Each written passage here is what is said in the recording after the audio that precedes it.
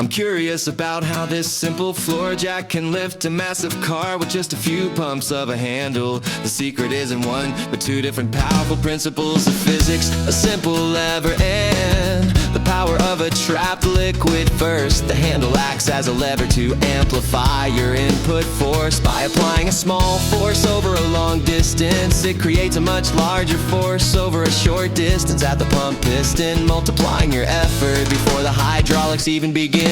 This multiplied force then pushes down on the small pump piston, creating immense pressure in the hydraulic oil. According to Pascal's law, this pressure is transmitted equally to the much larger main piston, and because its surface area is bigger, the force is multiplied again, generating the power to lift the load.